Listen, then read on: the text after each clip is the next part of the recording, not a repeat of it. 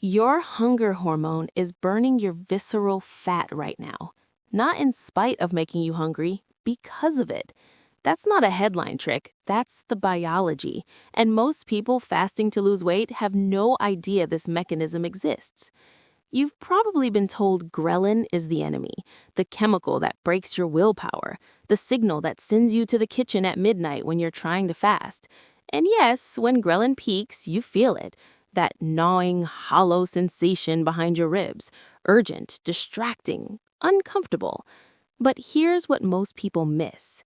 That feeling is temporary, and buried inside that same surge is a chain reaction your body has been running for thousands of years, one that targets the most dangerous fat you carry.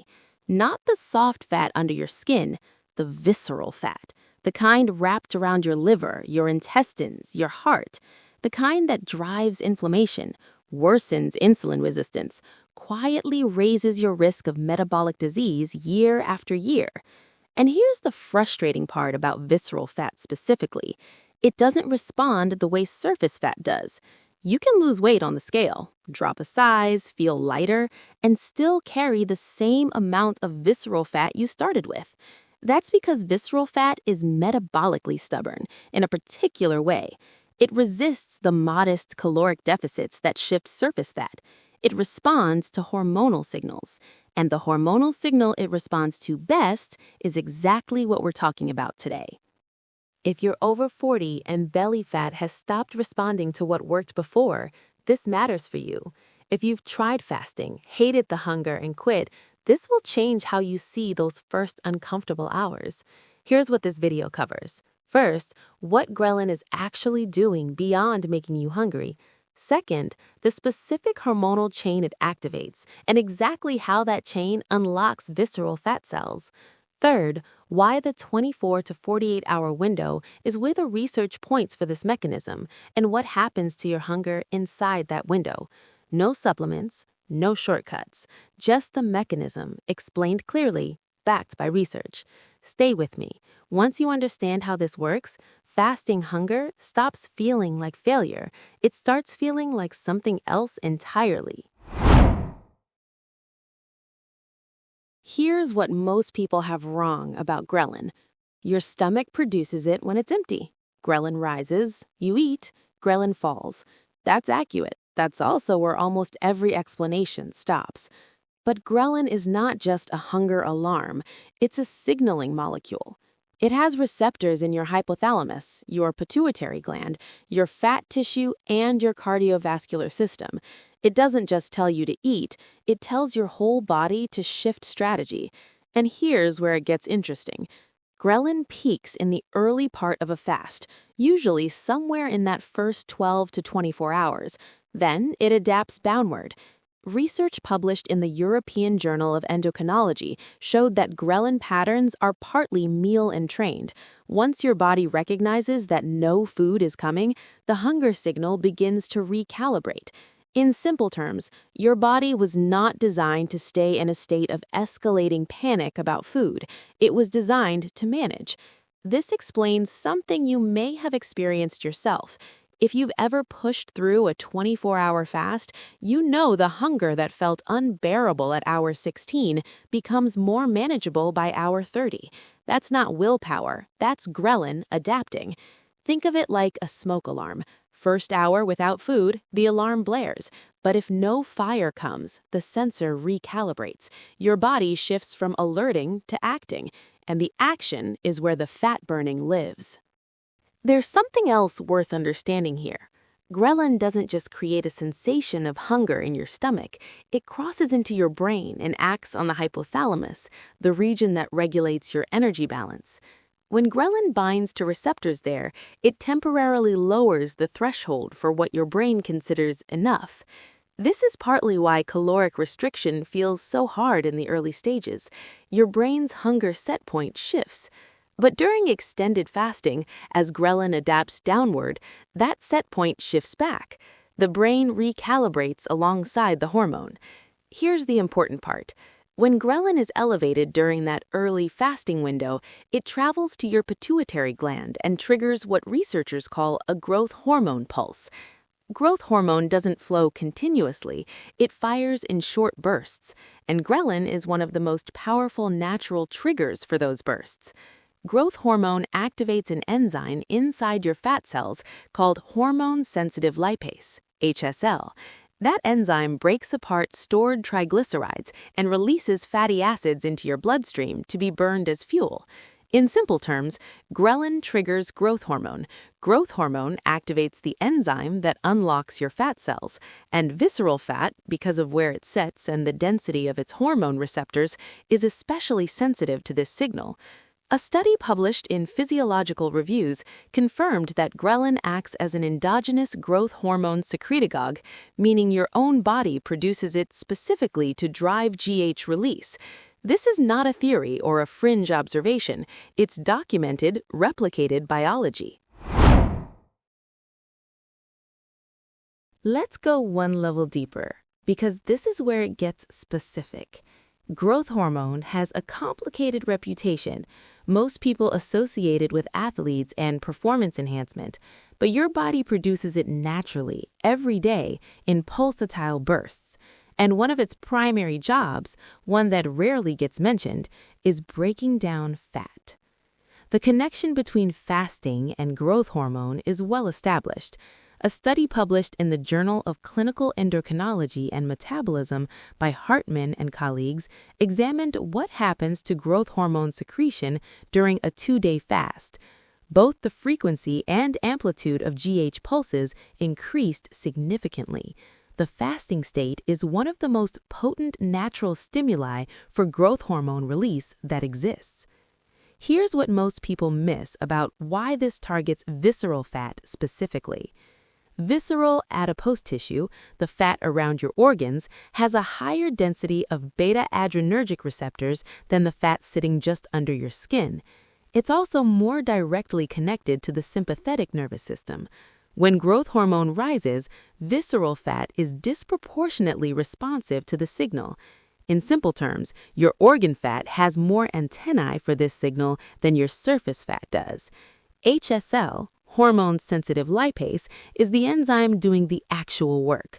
When GH activates it, HSL cleaves stored triglycerides into glycerol and free fatty acids. Those fatty acids enter circulation, reach your muscles and other tissues, and get oxidized for energy. This matters because once those fatty acids are in circulation, your muscles have a choice: use glucose or use fat. During a fast with glucose scarce and insulin low, muscle tissue preferentially shifts toward burning fat. The freed fatty acids from your visceral stores don't just float around. They get taken up by muscle cells, enter the mitochondria, and go through a process called beta oxidation, essentially controlled combustion that generates ATP, the energy currency your cells run on. Your visceral fat becomes fuel directly. Think of your visceral fat cells as sealed vaults. HSL is the combination lock. Growth hormone is the code. Ghrelin, during that fasting window, is what starts dialing it in. But here's the part most fasting explanations skip entirely. Insulin and growth hormone are in direct opposition at the level of your fat cells. When insulin is high, it activates an enzyme that degrades the cellular messenger growth hormone needs to trigger HSL. Fat breakdown gets suppressed. This is why your body can't burn visceral fat efficiently right after a meal, even a healthy one. During a 24 to 48-hour fast, insulin drops to some of its lowest levels. Growth hormone rises. HSL gets the full signal. The vault opens. Dr. Jason Fung's clinical work with extended fasting protocols documented exactly this hormonal shift, a simultaneous drop in insulin and rise in growth hormone that creates a fat-burning environment your body cannot replicate through meal timing alone. When insulin is low and growth hormone is high, your body is running the program it was designed to run. The 24 to 48-hour range is not arbitrary. It's where multiple metabolic shifts converge at the same time. Hours 0 to 16, The uncomfortable stretch. Your liver is burning through glycogen reserves. Insulin is falling but hasn't hit its floor yet. Ghrelin is rising. This is the stretch most people quit. Hours 16 to 24, the transition. Glycogen is largely depleted. Insulin has dropped significantly. Growth hormone pulses are beginning to increase in frequency. Your metabolism is shifting from carbohydrate dependence toward fat mobilization. Here's where it gets interesting.